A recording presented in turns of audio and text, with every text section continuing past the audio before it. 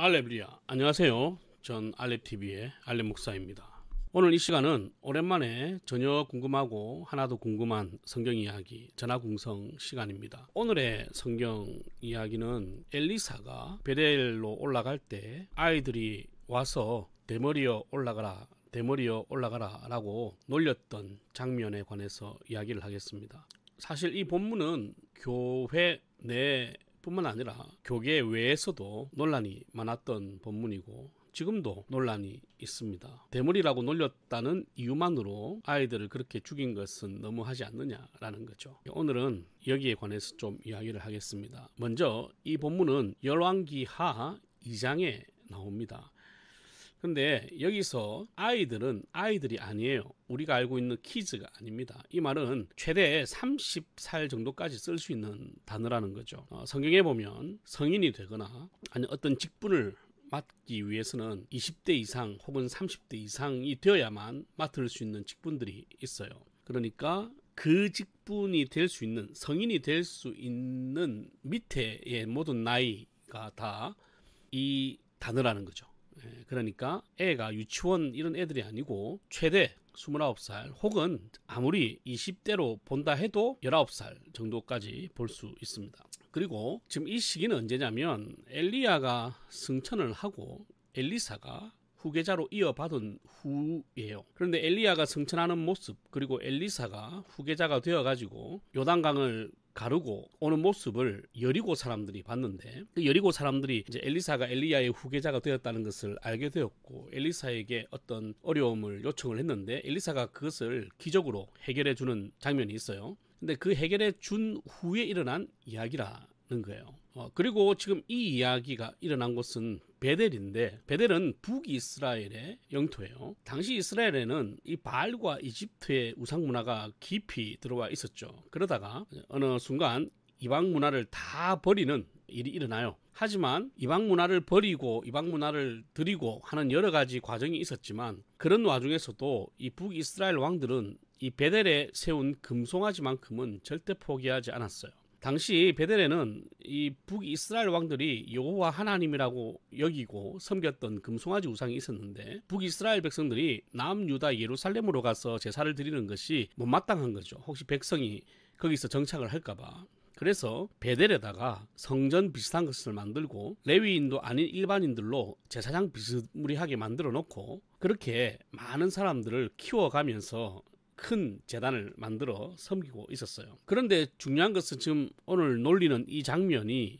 베델이라는 거예요. 그러니까 이 본문에 나오는 아이들은 사실 아이들이 아니라 청년들이고 아직 제사장 나이가 되지 않았지만 베델에서 이 금송아지를 섬기는 제사장으로 키워지는 학생들, 성경에 있는 표현으로 이야기하면 사환 정도 되는 아이들이었다는 거죠. 그리고 이 사람들은 지나가던 엘리사를 보고 우연히 야 대머리네 라고 놀린 것이 아닙니다. 의도적으로 엘리사가 지나갈 때까지 기다렸다가 나타나 놀린 것이에요. 그러면 대머리에 올라가라는 의미는 뭐냐? 이 대머리는 엘리사의 특징이겠죠. 엘리사는 아마 대머리였을 겁니다. 근데 이 대머리가 좋은 말은 아니에요. 성경에는 당시에 머리가 없는 게 부정한 것이었기 때문에 사실 엘리사 입장에서는 그게 트라우마 같은 것일 수도 있는데 어쨌든 부정한 것을 꼬집어서 놀리는 거죠. 그럼 올라가라는 의미는 뭐냐 하면 엘리야처럼 따라가라 이 말입니다. 엘리야를 따라가라. 하늘로 올라가서 이 땅에서 사라져라 라는 의미예요. 점점 엘리사의 권능과 영향력과 소문이 막 퍼지려고 시작하는 시점에 이 베델에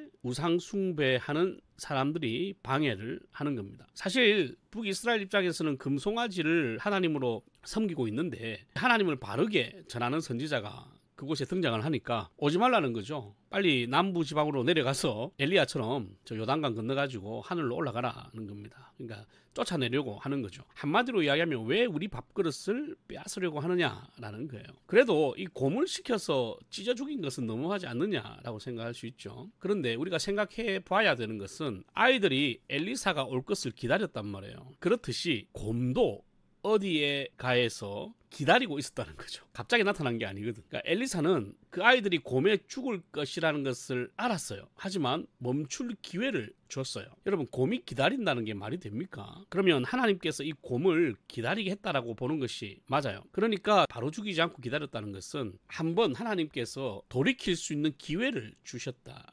거죠. 그리고 이제 앙콤이 두 마리가 나오는데 이 앙콤이 42명을 찢어 죽였다라고 생각하지만 아니에요. 더 많은 사람이 있었습니다. 그 중에 이 42명을 찢은 거죠. 많은 사람은 도망갔고 그 중에 42명을 찢었는데 성경에는 찢어진 사람들이 다 죽었다라고 되어 있진 않아요. 이제 고맥의 공격을 당해가지고 쓰러졌지만 생존한 사람도 있었을 겁니다. 그러면 왜 42냐라고 할 때 앞서 이야기했지만 이 사람들이 제사장으로 훈련받는 청년들이라는 것을 제가 강조를 했죠. 그럼 그 근거가 뭐냐는 게 바로 이 42예요.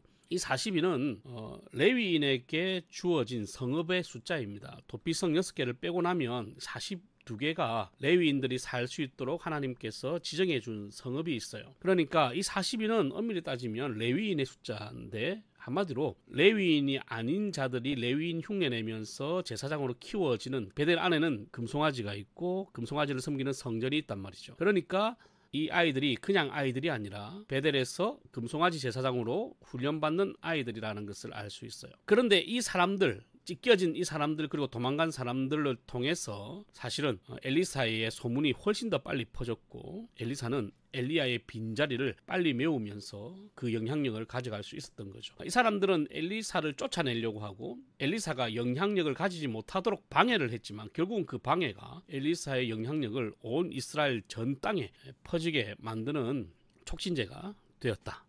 이 본문은 이런 식으로 우리가 이해하고 해석할 수 있습니다. 어쨌든 우리가 성경을 볼 때 이건 좀 심한 거 아니야 라고 생각할 수는 있어요. 하지만 항상 우리의 기준은 뭐다? 성경이다. 성경은 언제나 옳다. 성경에는 틀린 게 없다. 하나님의 말씀은 분명하고 하나님은 언제나 옳으시다. 그러니까 이걸 이상하다라고 볼 것이 아니라 하나님은 옳으신데 성경은 분명하게 옳은데 어떻게 해서 이런 일이 일어났을까라고 이제 관점을 접근을 해야 성경을 더 잘 풀어낼 수 있다는 것 꼭 기억하시고 또 하나님 말씀 열왕기하 2장 한번 읽어보시면서 은혜 받으시면 좋겠습니다. 할렐루야.